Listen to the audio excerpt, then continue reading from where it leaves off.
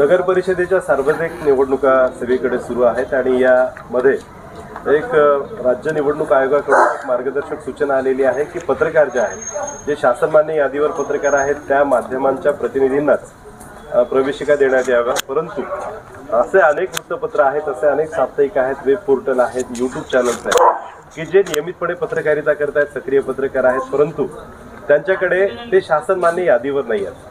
काही जण असे पण आहेत की ज्यांच्याकडे केंद्र सरकारचं आरएनआय प्रमाणपत्र आहे, पण त्यांनी शासनाकडे राज्य शासनाकडे मंजुरीसाठी अर्ज केलेला नसेल, परंतु अनेक वर्षांपासून ते वृत्तपत्र सुरू आहे। मग अशा काही वृत्तपत्रांना, अशा काही साप्ताहिकांना, काही यूट्यूब चॅनल जे चांगले आहेत की ज्यांचे व्ह्यूअर्स चांगले आहेत, सबस्क्रायबर चांगले आहेत, वेब पोर्टल आहेत ज्यांचे लाखांमध्ये व्ह्यूज असतात, अशा लोकांना प्रवेशिका देण्यात यावा या मागणीसाठी आम्ही आज जिल्हाधिकारी कार्यालयामध्ये आलो होतो। अर्थातच जिल्हाधिकारी हे जिल्हा निवडणूक निर्णय अधिकारी आहेत, त्यांच्याकडे आम्ही मागणी केली आहे आणि त्याच्यामध्ये एक असं सूचना पण आहे की जिल्हाधिकाऱ्यांना अपवादात्मक परिस्थितीमध्ये प्रवेशिका कमी किंवा जास्त करण्याचा अधिकार आहे। आम्ही ती विनंती केली आहे माननीय किरण पाटील साहेबांना की त्यांनी या संदर्भामध्ये जी आहेत त्या प्रवेशिका वाढवाव्यात आणि बुलढाणा जिल्हा पत्रकार संघाच्या वतीने आम्ही सर्वच जण या ठिकाणी उपस्थित आहोत।